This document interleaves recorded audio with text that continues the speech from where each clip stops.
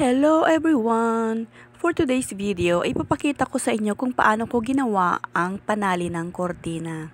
Kumuha nga lang ako ng excess na tela galing sa mga pinagtabasan ko ng mga pinagawang kortina. At nagbilog ako dyan ng 6 na piraso. 9 inches nga pala ang circumference nitong plato na ginamit kong pang tracing mga mi. Pagkatapos nun ay i-fold mo lang yung tela into 4. Ganyan ang itsura niya, parang triangle. Then kunin ang sinulid tsaka needle and then tahiin natin ngayon dito sa may base niya. Ayan, tahing kamay ang gagawin natin ngayon mga mi. Gagawa tayo ng petals ng bulaklak. Ayan, pag natahi mo na ay hilain mo lang yung sinulid para mag-shrink yung tela. Ayan, yan, nagmukha na siyang petal. Repeat the process hanggang matapos natin yung 5 petals. Ngayon ay buuin na natin ang ating flower. Pagdikit-dikitin lang natin ang petals na ating tinahi. Ayan, syempre itatahi ulit natin yan. Yung iba ay ginagamitan nila ng stick glue pero ako, mas kampante ako sa tahi kasi mas matibay kapag tinahi siya. Hindi siya basta-basta natatanggal.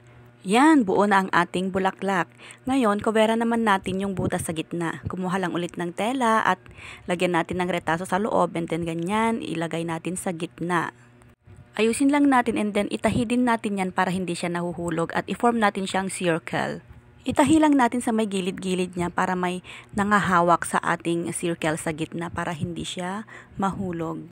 Sa likod naman niya ay ayusin lang natin yung isinuksok nating tela kanina. Ayan, i-shape lang natin ulit siya into circle and then tahiin lang natin ulit para maganda naman ang kanyang itsura. Next na itatahi natin sa may likod ay yung panali natin. Ayan. Itahi lang ulit natin yan ng bonggang-bongga gamit ang ating mga kamay. Ayan. Tapos na ang flower na panali natin ng ating mga kortina. Ganyan ang itsura niya, 'di ba? Ang ganda. So, i-try na natin para makita natin ang ganda ng ating ginawa. O, 'di ba? Kayo na ang humusga kung papasa ba. Please like, share, and follow. Thank you for watching.